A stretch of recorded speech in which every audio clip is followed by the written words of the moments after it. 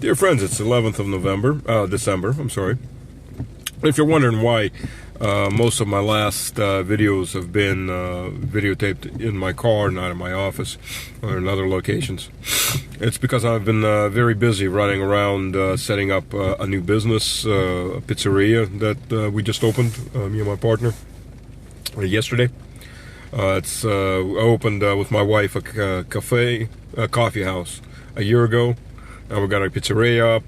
Hoping to get another pizzeria going within another half a year. Something along the lines of Papa John's. So, for those of you, my dear friends, who are still believing in the myth of the Russian economy being in collapse, people don't eat pizza.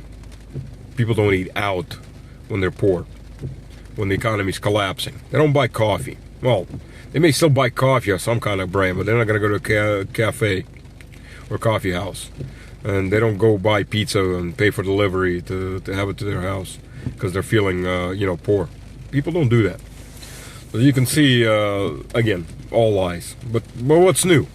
I want to thank the retired dear Chancellor Merkel for telling the truth finally. Well, it wasn't a truth that was overly shocking. I think anybody with half a brain knew it.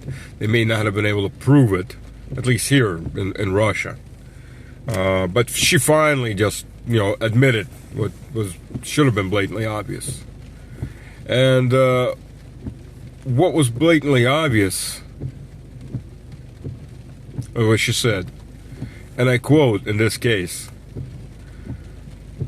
the Minsk Accords, those were the accords that Poroshenko signed when he was flat out getting his ass handed to him by the rebels in Lugansk and Donetsk. His army was crushed in the Dolboltsov cauldron, never mind several other smaller cauldrons that crushed other parts of his army. It was a massive surround, encirclement, and just destruction of his forces. And so at that point, the rebels were still being nice. They're letting them leave, minus the weapons. But they tried to bust their way out, so a lot of them got left. Well, I can't say rotting because it's too damn cold for them to rot. Well, they were rotting the next spring, ones that hadn't gotten buried. Ukraine hasn't exactly been collecting its dead for the last 8 years either when it can avoid it. Because, if you collect the dead, then you have to admit that they're dead, and then you have to actually pay the families by their contract, what was promised. Now that Ukraine is, by Western values, actually wants to do that. But Merkel admitted that from day one, this was all a lie. They were never meant. They were never, Poroshenko said he was never going to fulfill anything he signed. But the hope was, to some degree, the French and the Germans were co-signatories there to make sure that the Ukrainian government actually did something. We were putting some kind of pressure on them. But Merkel came out and finally said it, that no, not only were they not, it was not only was it never the plan for them to force the Ukrainians to actually follow what they signed, but this was all a ruse to buy them time to build up the Ukrainian army and launch a war against Russia. Thank you, Merkel. To all you Western morons who still think that your bullshit governments in D.C., Berlin, London are in shock and awe that, the evil Russians are aggressors.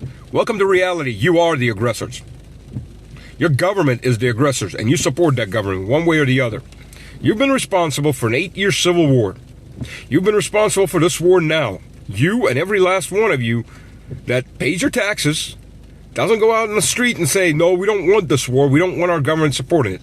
Your governments have done everything humanly possible to start World War III by other people's hands. They're happy to fight to the last Ukrainian. After all, it's just Russians with with their brains washed. They're not real humans anyways, not to your cultures and not to your governments. Welcome to reality. I mean, that is what it is. So at least finally it's out in the truth. Thank you, Merkel.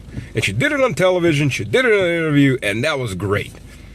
Walk that back. She was chancellor for all the 16 years in Germany. That's right, the big queen. Oh, but Macron remembered that Putin needs safety guarantees. You know, Putin's the biggest, number one criticism of Putin is he's too nice on the West. That's right. Most Russians wanted the West by the throat for half the shit they did over the last 30 years. And the biggest filter between that and keeping peace was Vladimir Putin. And as he said, he was disappointed. And when Putin gets disappointed, that means, really? Yeah, you're fucked. This is going to get escalated. Thank you, Merkel, for at least telling the truth. It should have been obvious to anybody, really. I've been telling everybody since 13, really, when this all started in 2014, including people in power, that you cannot trust the West.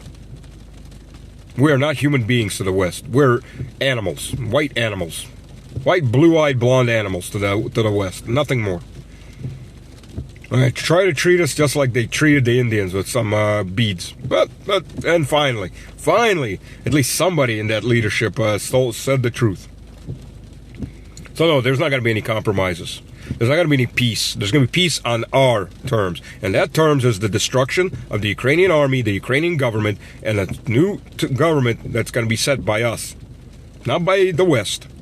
And if it means the West gets involved in World War III, then bloody hell, be it so, it'll be World War III. And everybody's cities will be burning. And it'll be a warm winter after all. Because that's how it is. The Russian women and children have been murdered by the West. And it's proxy Nazis. For 8 years. 8 fucking years.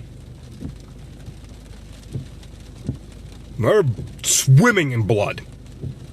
And that Germany's freezing now is more than just deserves for what Germany, the French, and the rest of the little bastards of Europe did for their whore and the little whores that for their pimp in D.C.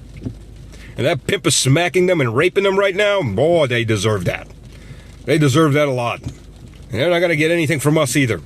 Europe's going to third world status, and I can't wait to see it because nobody deserves it more than Europe does. Washington is a pariah state from day one. It's been eating everything around them. Everybody should know that by now, for God's sakes. Out of the entire American history, it's been 12 years without war. And Rome had a better record than that. But Europe? Yeah. You deserve what you're going to get. You deserve the cold that's there right now, the lack of energy, and everything else. Nobody deserves it more in Europe. So, thank you, Merkel. Thank you very much. For once, somebody told the truth in the West. It's rare. The only people I'm sorry that are suffering are the Hungarians and the Serbs. They're the only ones that don't deserve to suffer out of the entire European mass of gerbils living in their big gerbil cage. Their big freezing gerbil cage. They're pretty soon going to be eating each other. And good luck with that. Because we Russians, we are not Europeans. We own a third of Europe. We were here long before most of your ancestors ever came out of northern Iran. That is by genetics. We're the R1A group. Hopla group. We've been here for 3,000 years. 2,000 at least. Long before the Germanics immigrated in. Long before the Scandinavians. Well, Latins maybe. There are only parallels. But we are not Europeans. You know why we're not Europeans? Because we have a concept of justice, we have a concept of honor, we have a concept of dignity, and we believe in God, Christ. All things foreign for you people. God bless.